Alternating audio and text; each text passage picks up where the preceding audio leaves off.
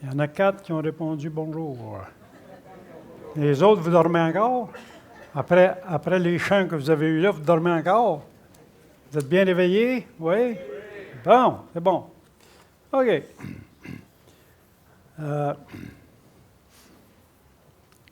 J'ai lu dernièrement une petite histoire qui m'a amené à penser que ça pourrait peut-être une petite introduction ici. C'est une maman qui a dit à son petit garçon,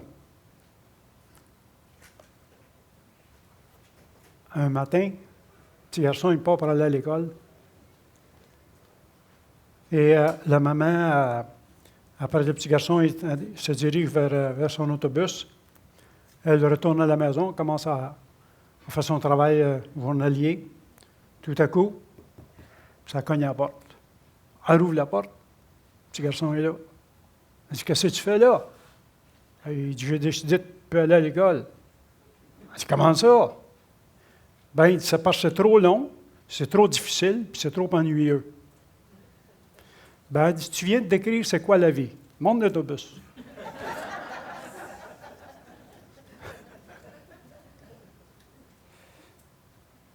Dieu n'a jamais dit que ça serait facile, la vie chrétienne. Hein?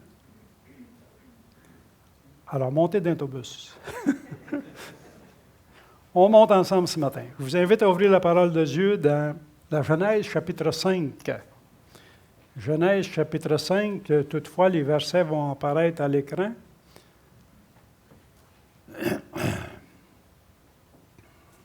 Ce matin, nous allons voir 4 modèles d'hommes qui ont marché avec Dieu.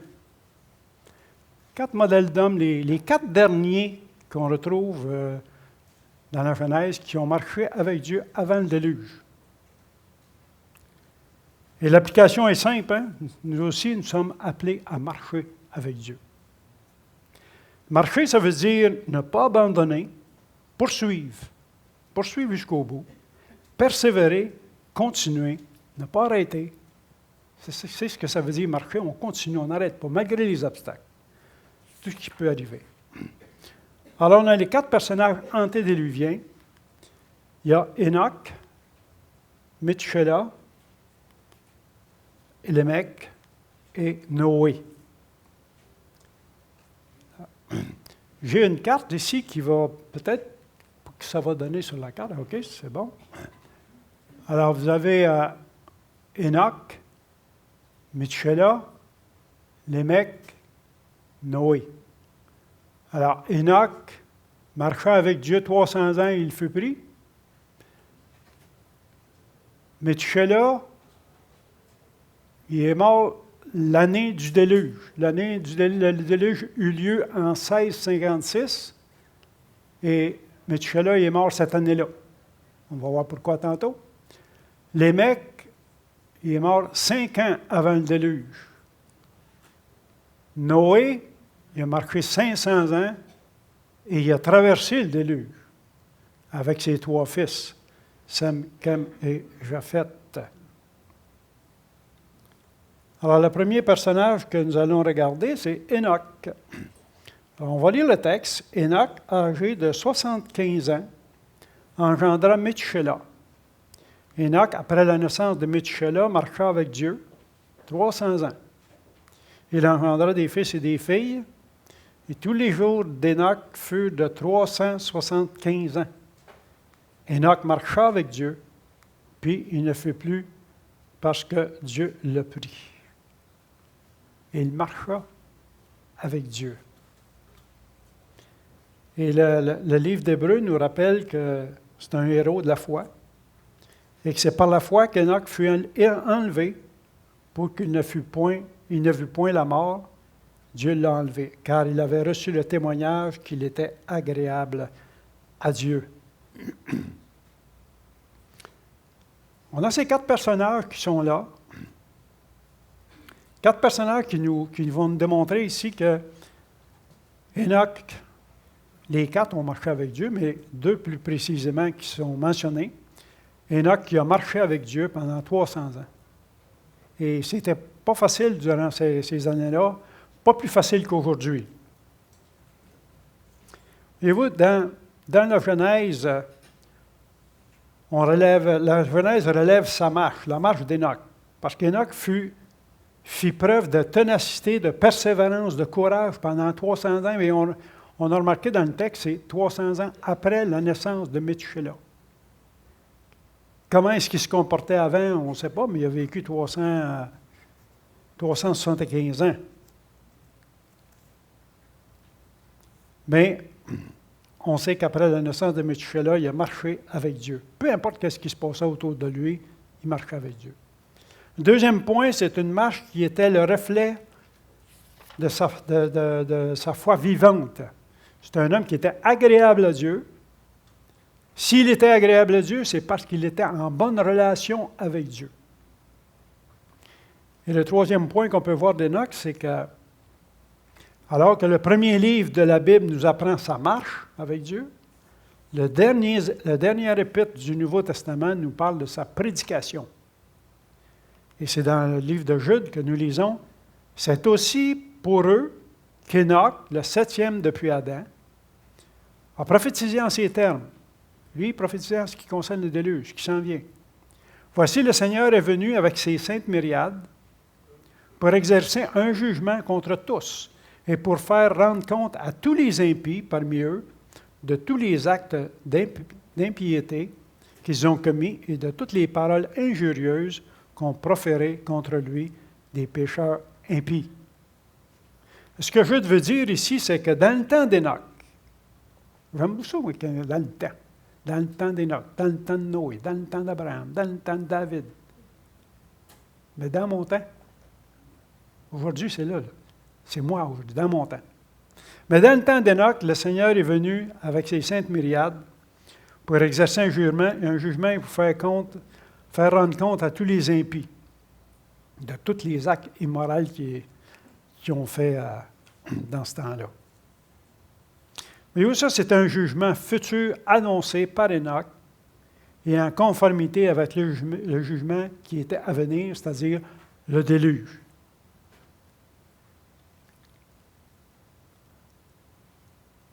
Quatre traits caractéristiques qu'on peut trouver de la vie d'Enoch, c'est que le premier trait caractéristique de sa vie, c'est qu'il était entouré de ténèbres. Vous pouvez faire facilement le parallèle avec aujourd'hui. Hein? Il était entouré de ténèbres. Le deuxième point, c'est qu'il était... deuxième point caractéristique de sa vie, il fut sauvé par grâce. Là aussi, nous autres, on peut... Si on n'a pas cette réponse-là pour chacun de nous, si on n'a pas la conviction qu'on est sauvé par grâce, bien ce matin, c'est la possibilité pour quiconque d'accepter le Seigneur comme son sauveur personnel et d'être sauvé par la grâce. Le troisième point, c'est qu'il était pieux. Ça veut dire qu'il y avait une révérence envers Dieu, il y avait un respect envers Dieu, et il était agréable à Dieu. C'est à cause de cela, à cause de son attachement au Seigneur. Et ça nous interpelle. Est-ce que je suis agréable à Dieu? Est-ce que dans ma piété, dans mon attachement au Seigneur, dans ma marche chrétienne, est-ce que ça répond vraiment au Seigneur, que le Seigneur, ça le rend agréable? Le quatrième point qu'on peut voir, c'est qu'il a été enlevé soudainement. Hier, je parlais avec quelqu'un qui a des difficultés avec sa santé, puis... il y en a plusieurs qui ne veulent pas passer par la mort. Ils veulent tous passer par l'enlèvement. Je ne sais pas pourquoi. Mais on est tous là. On voudrait tous partir avant la mort. On voudrait plus partir. Même ceux qui sont déjà partis, là. Mais eux autres aussi, leur espérance, c'était d'être enlevés avant de mourir. Mais le Seigneur a jugé autrement pour eux. Et ce qu'on voit aussi, c'est qu'il ne fut plus parce que Dieu l'a pris. Alors, sa tâche morale étant terminée, Dieu l'a retiré de ce monde. Si vous êtes encore là, c'est parce que Dieu veut encore s'occuper de vous, se servir de vous. La tâche morale. Comment est-ce que le monde vous voit? On retrouve ici une figure de l'Église, la grande tribulation qui s'en vient. Parce que le déluge, c'est un jugement. C'est un autre message. La plus grande tempête de l'histoire. C'est une tempête un peu plus grosse qu'on vient de voir actuelle, là. Mais avant que le Seigneur vienne nous chercher, nous sommes ici-bas et nous avons une tâche morale à accomplir. Et comment est-ce qu'on réagit à ça? Moi, ce qui m'interpelle, est-ce que Dieu me reconnaît comme un homme qui marche avec Dieu? Et je me pose la question souvent dans mes démarches, dans mes actions, dans mes réactions avec les gens. Est-ce que ma marche démontre que je suis en bonne relation avec Dieu? Est-ce que ça touche les gens? Est-ce qu'ils se rendent compte que lui, il n'est pas pareil comme les autres? Il y a quelque chose de différent. Ça m'est arrivé souvent, moi, d'arriver à des endroits, là, puis les gars, ils sont anticatholiques là, avec le vocabulaire. Là. Et étant donné qu'on n'embarque pas dans leur langage, à un moment donné, oups, ça baisse.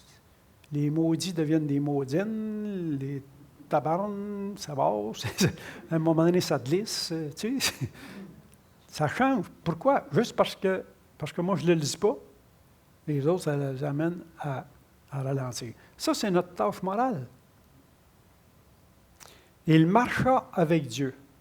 Sa marche fut significative après la naissance de Métushélah. Alors, nous autres, là, que nous soyons parents, grands-parents, mariés, pas mariés, n'importe quoi, peu importe. Est-ce que nous prenons conscience de l'influence que nous avons sur le monde qui sont autour de nous? Même si vous ne le savez pas. Vous ne pouvez pas vous en rendre compte comment les gens vont arriver à un moment donné, parce qu'ils nous repèrent assez facilement. Puis quand ils ont des problèmes, là, ils viennent nous voir. Moi, il m'arrive souvent de dire, quand je vois des personnes qui sont un petit peu réfractaires, là, on va leur poser juste une question bien simple. Me permets-tu que je prie pour toi? Ce n'est pas accusateur du tout, puis personne ne dit non. C'est toujours oui. Mais là, ils savent qu'on a quelque chose de spécial. Puis quand les moments difficiles vont venir, ils vont venir nous demander. On a même quelqu'un qui a appelé à la maison, puis pas juste une personne, qui appelle chez nous, pourriez-vous prier pour nous autres? Quand les moments difficiles arrivent, c'est là. C'est là qu'on les voit apparaître. Alors, on doit avoir une marche avec Dieu, comme Enoch avait. Ça, c'est notre point qu'on peut retenir d'Enoch. C'est un homme qui marchait avec Dieu. Et mon application, c'est « Je dois marcher avec Dieu ». Deuxième personnage est Métushélah. Alors, Métushélah, âgé de 187 ans, engendra Lémec. Métushélah vécut, après la naissance de Lémec, 782 ans. Il engendra des fils et des filles. Et tous les jours de Métushélah furent de 969 ans. Métushélah est sans doute l'homme qui a vécu le plus longtemps sur la terre. Et il fut repris l'année du déluge. J'ai un autre petit graphique ici qui démontre, il y a Jéred, qui est le père d'Enoch, qui a vécu, lui, quelque chose comme 962. Et Enoch, lui, a vécu 395, puis il ne fait plus parce que Dieu l'a pris. Métushélah, qui est celui qui a vécu le plus longtemps, Lémec, il est mort 5 ans avant le déluge. Lui, il a vécu 777. Et on a le Noé qui a vécu 950 ans, mais lui a passé à travers le déluge. Et on voit qu'après ça, comment ça a descendu. Hein? Abraham, 175, Joseph, 110. Ça a baissé assez rapidement. Alors, Métushélah, son nom signifie « Lorsqu'il mourra, cela viendra ». Et il mourut l'année du déluge. Alors que son père, son fils Lémec, lui, il mourut 5 ans avant le déluge. Je ne sais pas, probablement qu'il savait c'est une révélation probablement de l'appeler ce nom-là, qui voulait dire que lorsqu'il mourra, cela arrivera. Et lorsqu'il est mort, le déluge est arrivé. C'est intéressant de regarder ça. Le troisième personnage qu'on peut retrouver, ça c'était la même carte que tantôt, qui a Methuselah, qui a vécu 1600, qui est mort en 1650, il a vécu 969 ans.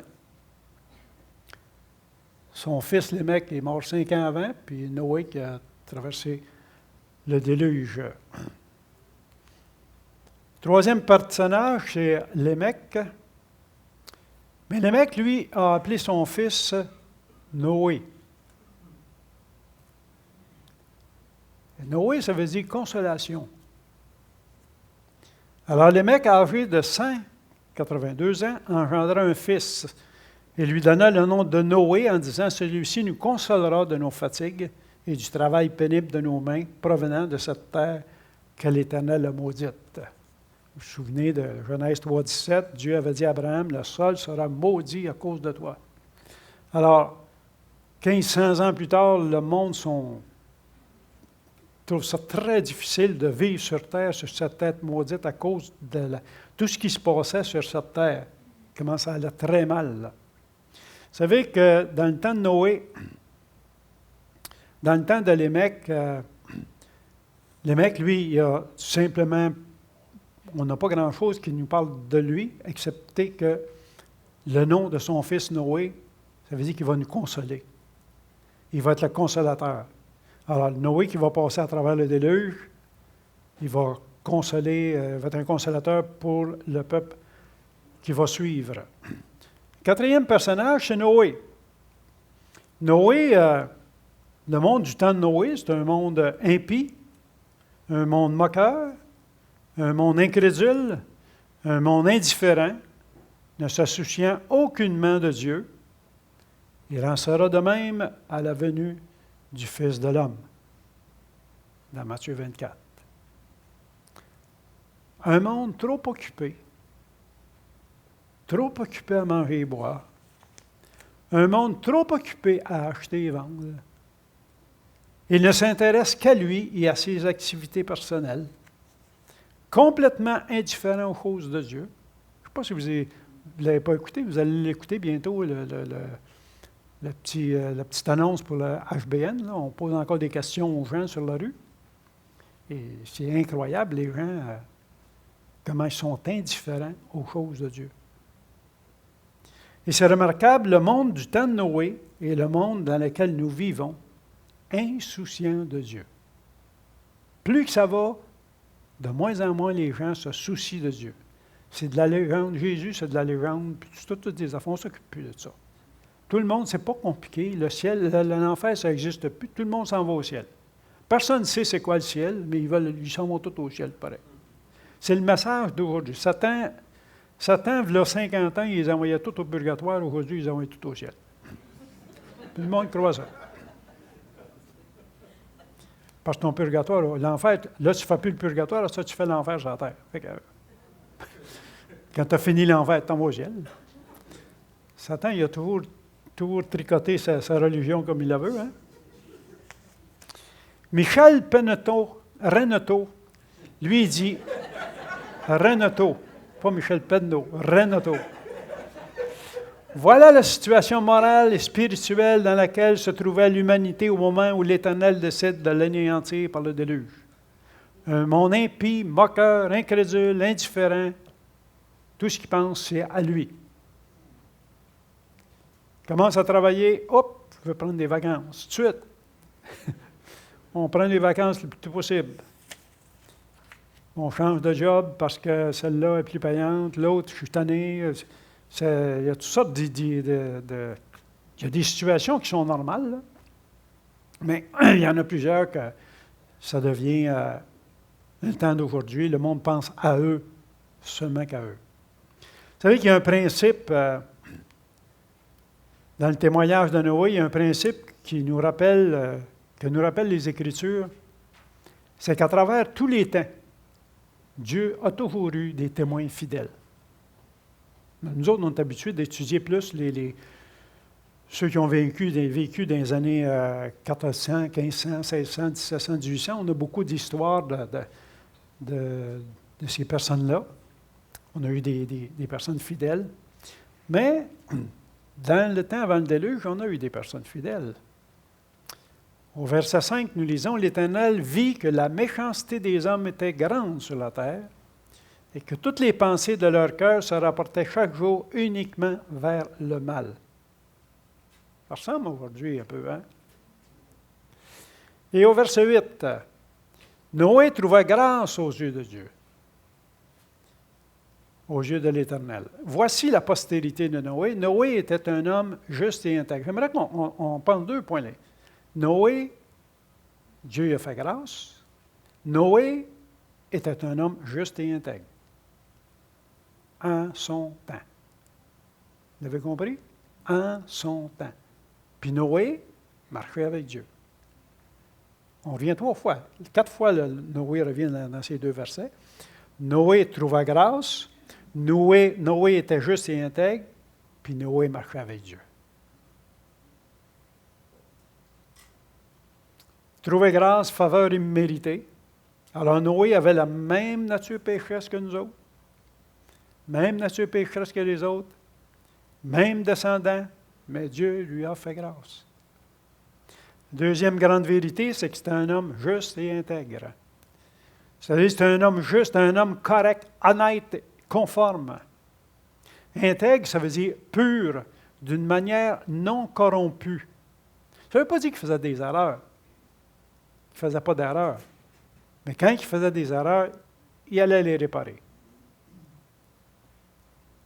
Il était honnête. On ne pouvait pas le blâmer de vivre dans l'immoralité comme tout le monde. Sa vie démontrait une vie différente des autres.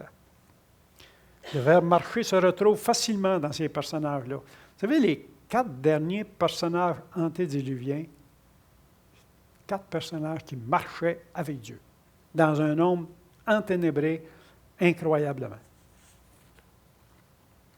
Alors, Enoch et Noé sont...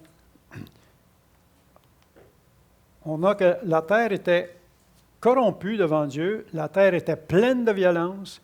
Dieu regarda la terre et voici, elle était corrompue, car toute chair avait corrompu sa voie sur la terre. Alors Dieu dit à Noé, la fin de toute chair est arrêtée par devers moi, car ils ont rempli la terre de violence. Voici, je vais la détruire avec la terre. Vous avez ici, dans le verset 11, vous avez le mot « corrompu » qui revient 3 fois. Corrompu, c'est la violence. Ça ressemble un petit peu à ce que nous vivons aujourd'hui, ça. La corruption, on est rendu, là, si tu veux aller voir les prochains politiciens, moi je ne suis pas un politicien, mais puis je me lancerai vraiment en politique. Mais je regarde ça, je suis comme les autres, hein.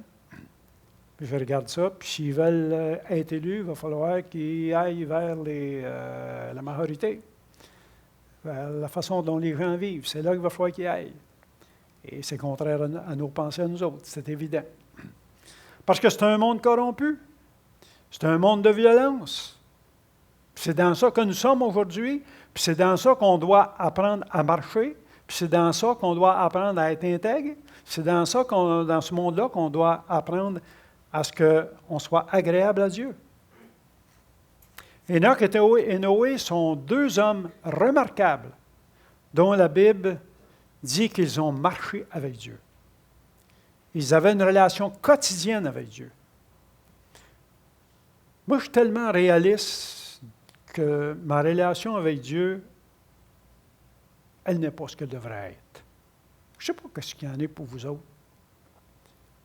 Moi, je réalise que ma relation avec Dieu n'est pas ce qu'elle devrait être. Ces 2 hommes-là avaient une relation quotidienne avec Dieu.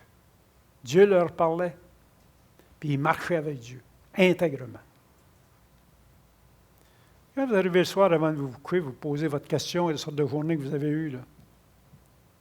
Est-ce qu'aujourd'hui j'ai marché avec Dieu? Est-ce que tout ce que j'ai fait a reflété ce que je suis?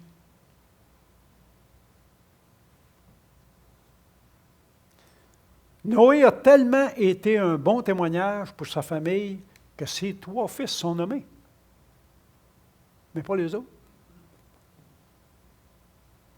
Les femmes de ses fils et possiblement ses petits-enfants ont sûrement été influencés par la vie de Noé. Bien que Noé soit appelé juste et intègre en son temps, ce n'est pas par son mérite, mais c'est par la grâce qu'il a été épargné.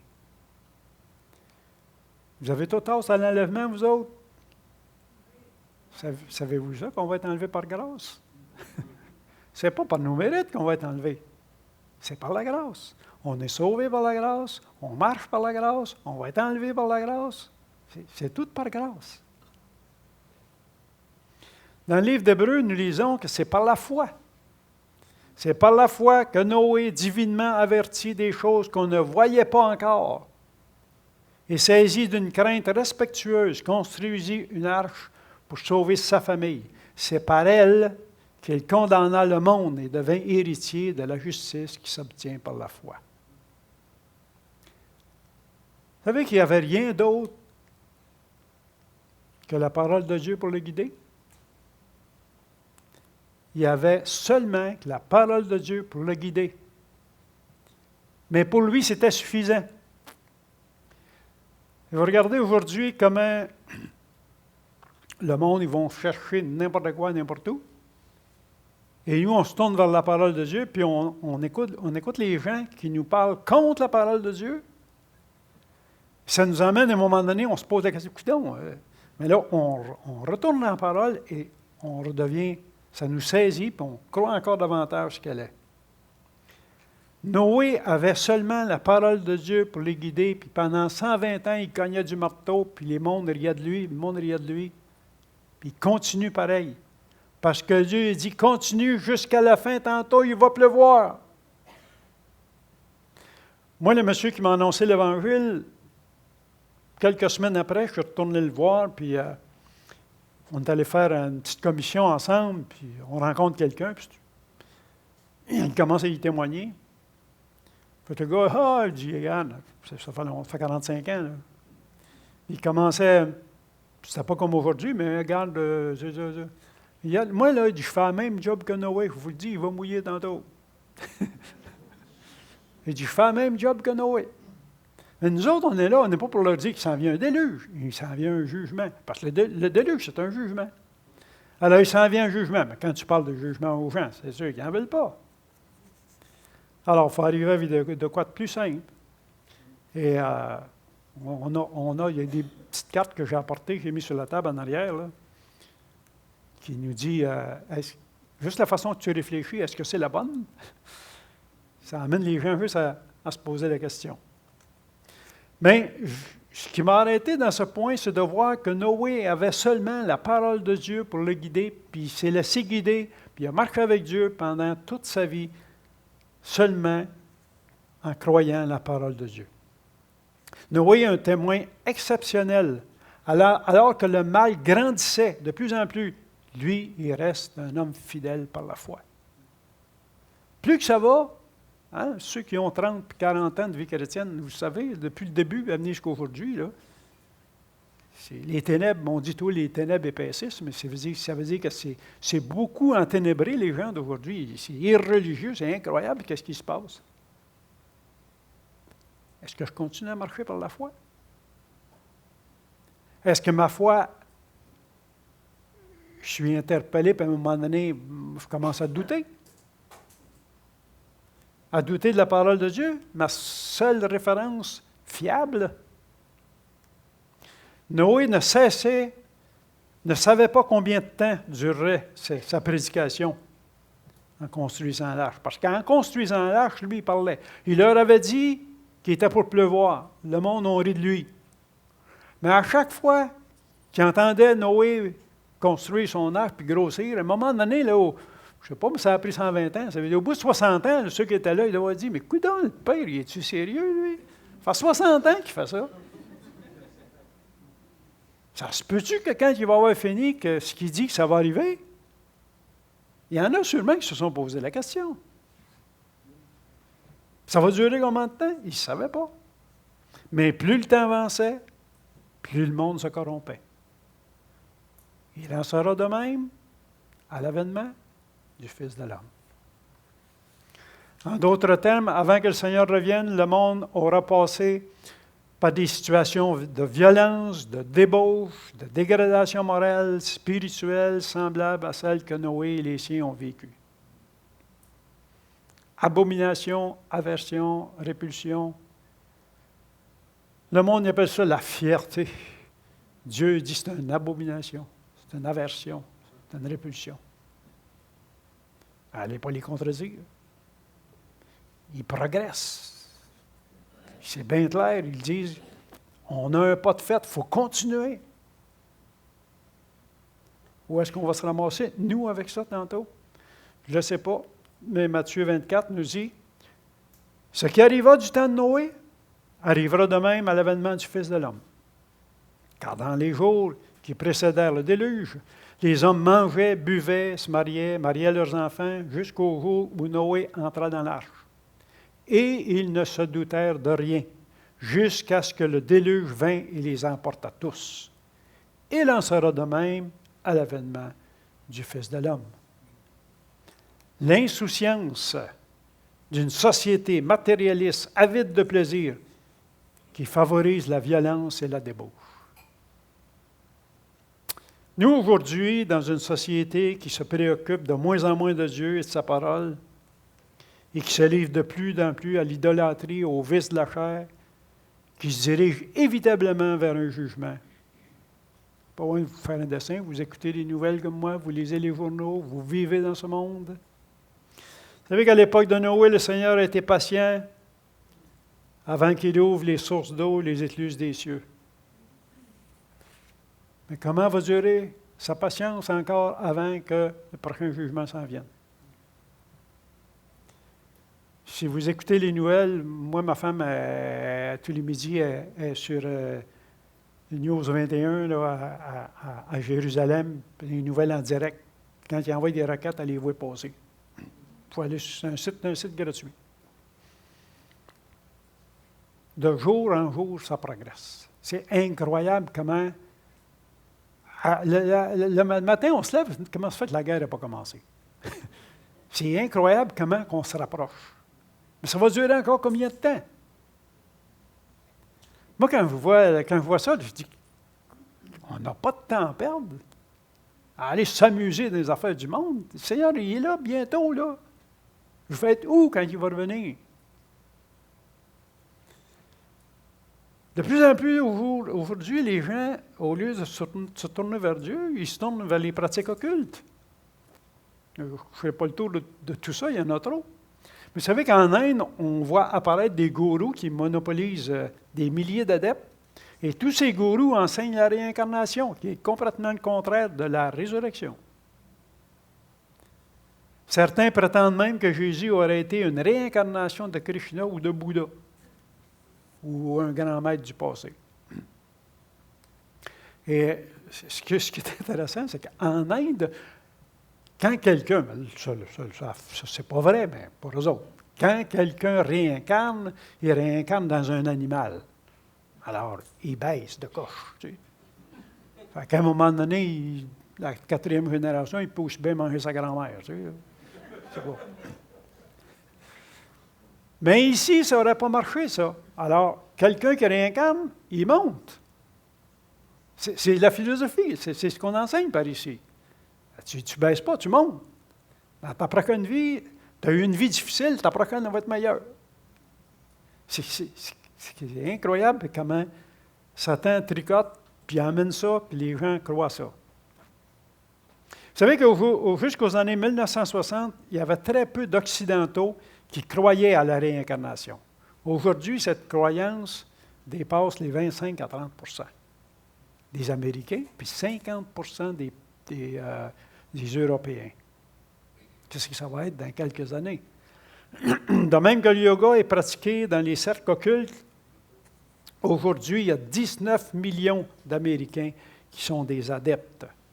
Même dans la musique, le monde, je vois ça, il y a beaucoup de chrétiens qui écoutent la musique du monde. Les Beatles, là, George Harrison, il chantait « My sweet Lord, Hallelujah ». C'était son mantra.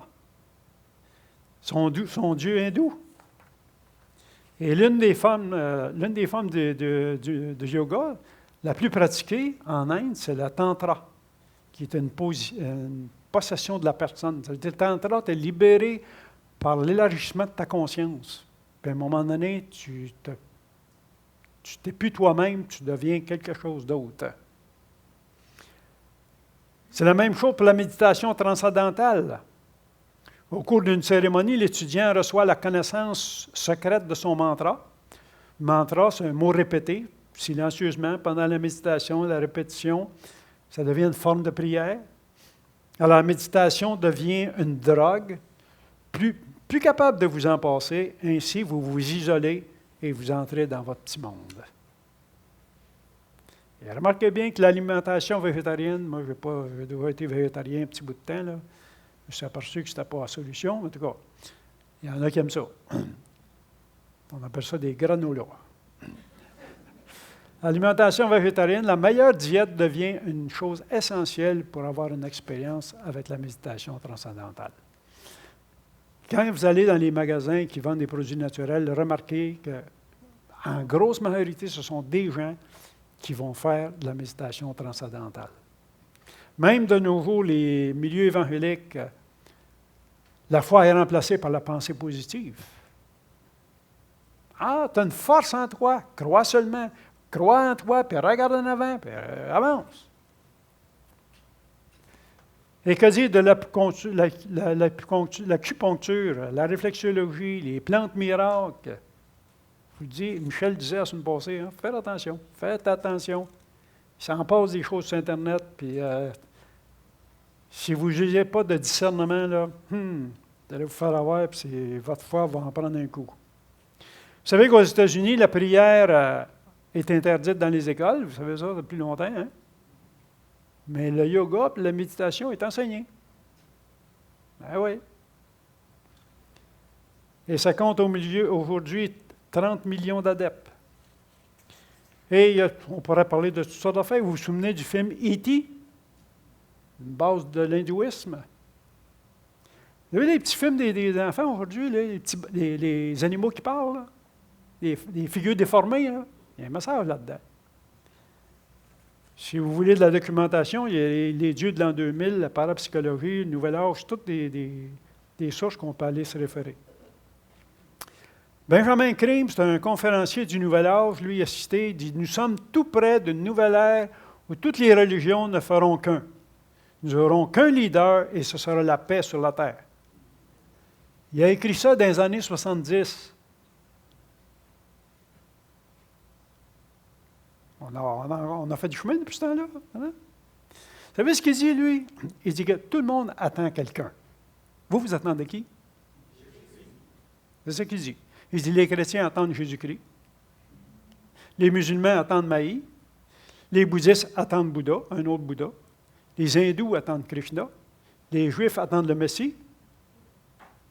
Benjamin Creme, il dit nous attendons un nouveau maître qui les réunira tous pour en faire qu'un. Il a écrit ça en 70. Mais que va-t-il arriver avant? Avant que ce super-homme vienne pour réunir tout le monde? Bien, nous allons vivre sur la terre des jours comme dans les jours qui précédèrent le déluge. Développement de la violence, de l'occultisme, corruption des mœurs, indifférent au message de Dieu. On vit ça, là. On le vit déjà. Alors, que devrait être mon attitude face à cela? Notre attitude devrait être celle de Noé, juste, intègre, séparée du mal, sous toutes ses formes. Un fait à remarquer, c'est que ces 4 hommes de Dieu dont on a parlé, ils ont transmis la vérité pendant 1500 ans, jusqu'au déluge. En conclusion, on peut voir que l'application qu'on peut en tirer pour aujourd'hui, c'est que nous aussi, notre vie est caractérisée par un monde de ténèbres.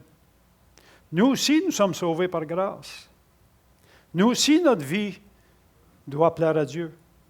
Nous aussi, nous serons enlevés soudainement. Et nous aussi, nous devons marcher avec Dieu. Nous avons un exemple des hommes qui ont marché avec Dieu. Bien, nous aussi, nous sommes appelés à marcher avec Dieu. Et pour mieux marcher avec Dieu, nous avons besoin d'améliorer notre relation personnelle avec Dieu. Je préfère marcher avec Dieu et être jugé par le monde que marcher avec le monde et être jugé par Dieu. Prions. Seigneur, on veut te remercier encore ce matin pour ta parole qui nous ramène. On a regardé brièvement ces 4 hommes de Dieu qui étaient là avant le déluge, vivant dans un monde de ténèbres comme nous vivons aujourd'hui. On veut te remercier, Seigneur, qu'à travers cela, on apprend des bonnes leçons, que nous aussi, on doit apprendre à marcher avec toi, à être intègre, juste. Et Seigneur, on ne peut pas le faire sans ta grâce. Et c'est pour ça qu'on la réclame, cette grâce, au nom et pour la gloire de Jésus-Christ.